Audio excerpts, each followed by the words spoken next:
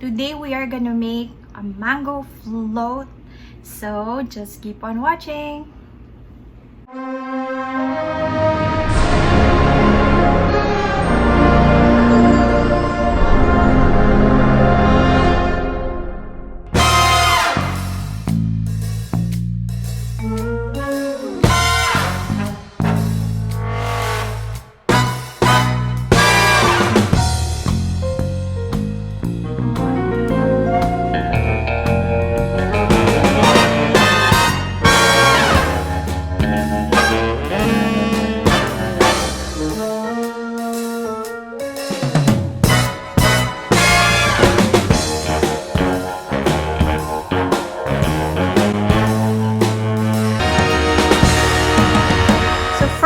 Ingredients for the mango float, of course we would need mangoes or manga.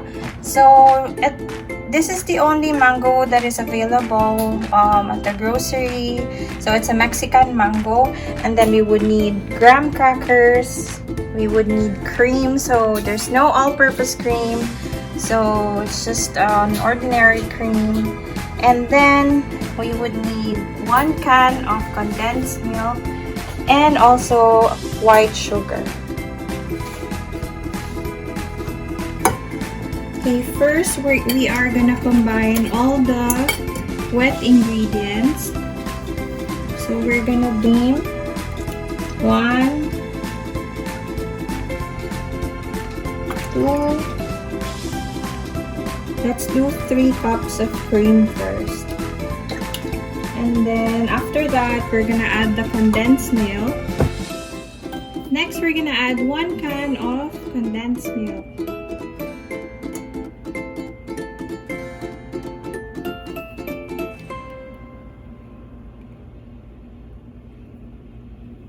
So we'll scrape off the remaining milk para hindi sayang.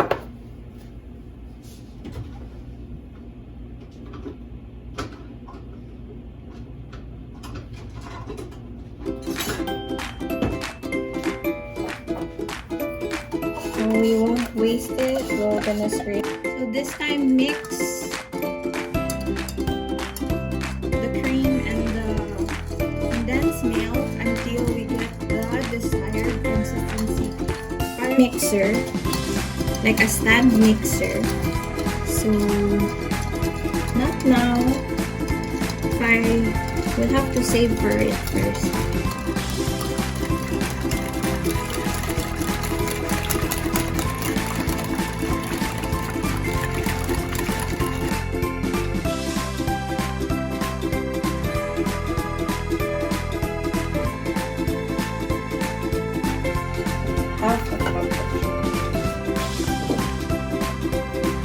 I'm using white sugar.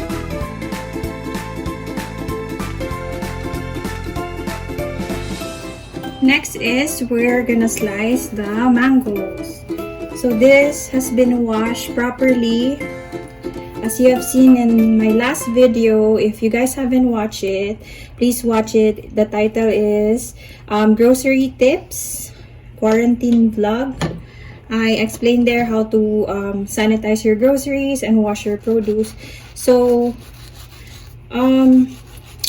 iba talaga yung mangoes from where I am from, the Philippines. But let's just use what's available. So, this mango is from Mexico. So, it looks sweet. It smells sweet. So, hopefully, okay siya for our design on the very top. So we're gonna slice just 3 pisngi or 3 cheeks ng mangga, tulad ng cheeks kong chubby.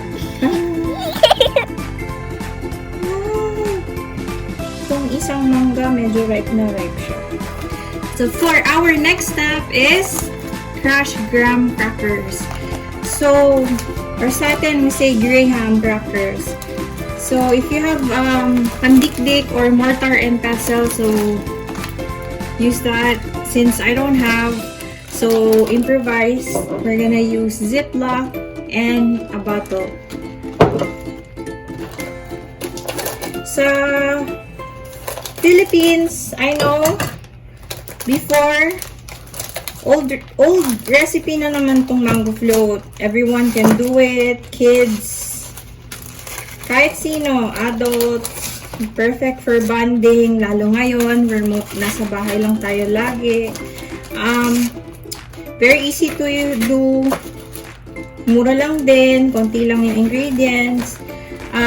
In the Philippines, meron ng ready na gram na. Ready to put na. Inibenta na nila ng crush na.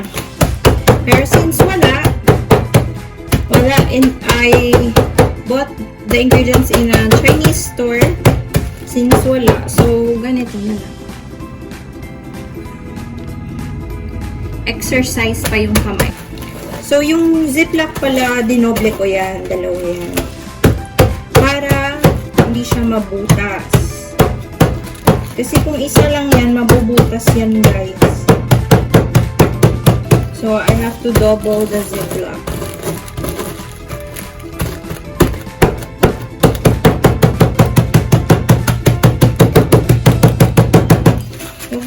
So, just measure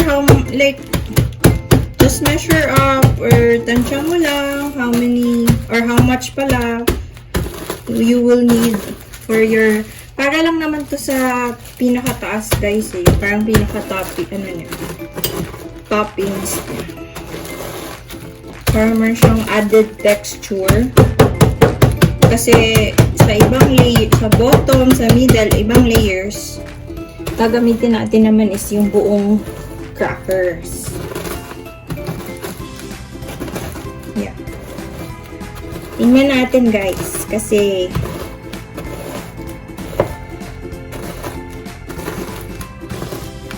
yeah. So, for our crust, the bottom part we're gonna put, so the bottom, the middle, and the other layers, we are gonna use crackers. Yung buong crackers siya.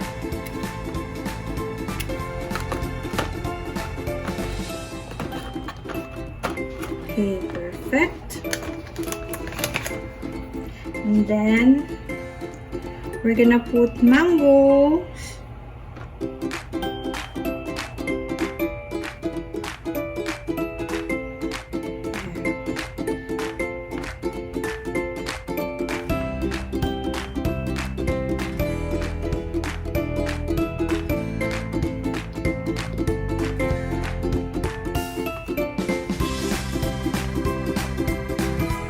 Very nice.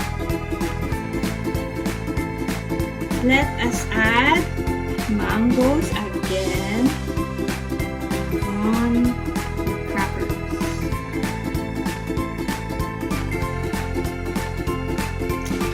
Love mango.